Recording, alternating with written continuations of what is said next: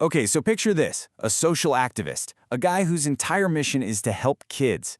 Now picture a hostage taker who traps those very same children inside a studio he's rigged up. How can one person be both of those things? It's a really shocking paradox that went down in Powai, Mumbai, and it all starts with one single chilling number. 19. On October 30th, 2025, 19 people were taken hostage in a small acting studio. And here's the part that's just gut-wrenching. 17 of them, they were children, some as young as 8 years old, just kids. Now, before we go any further, let's get the most important part out of the way.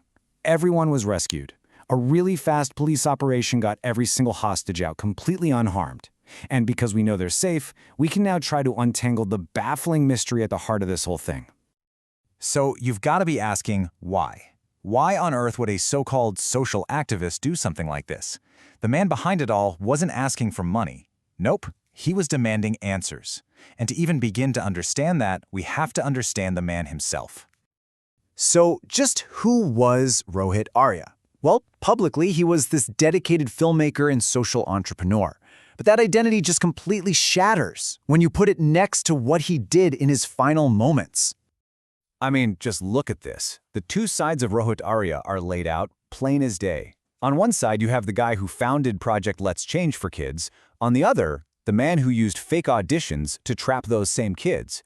It's more than just a contradiction. It feels like a total split in who this person was. His big thing, his flagship project, was called Project Let's Change. It was all about making school children into cleanliness ambassadors. And this wasn't just a job for him, it was like his entire public identity. And, believe it or not, it was also the very thing that he claimed pushed him over the edge. So how did we get here? How did things go so wrong? Well, it looks like a professional dispute, a fight over his social project, was the trigger that sent Rohit Arya spiraling from activist to hostage taker. And here's where it gets messy, because you have two totally different stories. Arya was claiming he had a solid contract and that the government owed him a whole lot of money. But the education department, they're saying, no, your proposal wasn't good enough, your paperwork was a mess, and we never, ever approved the next phase.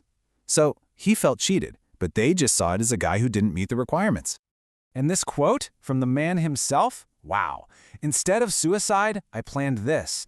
That tells you everything about his state of mind, doesn't it? It points to someone who felt so pushed to the edge, so completely powerless, that taking hostages seemed like the only way he could get people to finally listen. And make no mistake, this was not some spur-of-the-moment breakdown. Oh no. This was a calculated plan. He used fake auditions to get the kids there, he locked them inside, and he even set up motion sensors. This was way more than a cry for help. It was a premeditated operation. During the siege, he actually released a video and said this, "I am not a terrorist. I need to question some people." He was so insistent that this wasn't about money. He called his demands moral and ethical. He was trying to frame himself as some kind of whistleblower, not a criminal. The siege itself was over pretty quickly, but the fallout, the consequences, that was huge. The rescue was a success, for sure, but the questions this whole thing raised would stick around for a long, long time. The police response was incredibly fast.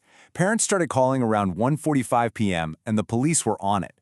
They tried to negotiate, but that went nowhere. So a specialized quick response team went in, forcing their way through a bathroom. And get this, just 35 minutes later, all 19 hostages were safe. In the chaos, Rohit Arya was killed. In the aftermath, you could almost see the official story taking shape. The education department immediately put out statements saying his project was never approved. Film industry groups came forward to say he wasn't really one of them, and the police started looking into his mental health. The picture they were all painting was of a lone, unstable guy with a grudge that wasn't really valid. But this one man's horrible act ended up ripping the lid off some major systemic problems. All of a sudden, people were asking really tough questions. How do we keep kids safe at auditions? Who's regulating these private studios? And how can we make sure government contracts are transparent? And ultimately, the case of Rohit Arya leaves us right here. His actions were, without a doubt, criminal. He put innocent lives in danger. But it all came from his deep-seated belief that the system had completely failed him. And it forces all of us to ask a really uncomfortable question. When someone feels like they have no voice and nowhere left to turn, what happens next?